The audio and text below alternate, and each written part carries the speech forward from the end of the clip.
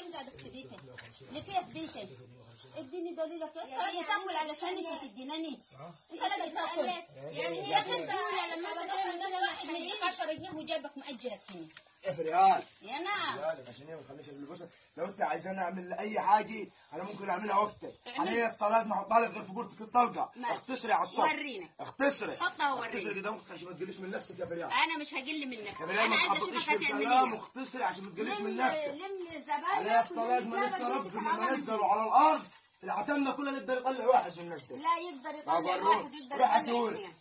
هتقول طيب استنى خليك قاعد عليك طلاق بالثلاثه قاعد. عليك طلاق منزل ربنا على الارض قاعد. برضه وربنا الكلمه اللي انت قلتيها دي وربنا هتحاسب عليها حساب الملكيه. هينزل انت هتحاسبني. طب انا اوريك. انت هتحاسبني. طيب والله العظيم جابت اخرهم.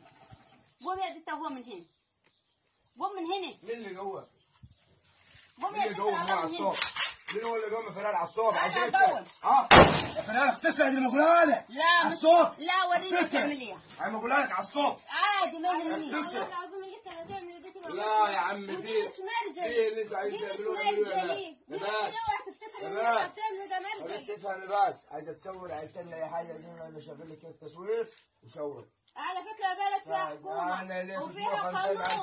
والله العظيم ما تقدر تعمل حاجه. انت النهارده قاعد قدام انتخابات السيسي يا باشا. يحرق دين اللي صنع السيسي. يا ايه الجرأه اللي انت فيها دي؟ مين ولا عتمني اثنين ولا نسمين روح فرار روح على الصف. لا بتكل على الله. خد عيالك وامشي من هنا.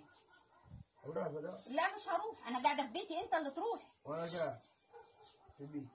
ليش 250,000 250,000 بتاعتي؟ لا والله. وياه وتوكل على الله. 350,000. ايوه يا ربي. وديتهاني ميتي. جوزي؟ اه ما بتفرقيش انت. والله جدي دشنا هناك. ايوه. طب اديني اماره. اديتها لها ليه اصلا؟ عشان يديها. يا راجل. والله. لا الكلام ده والله بص يا هني تعالي هنا وش تعالي هنا بس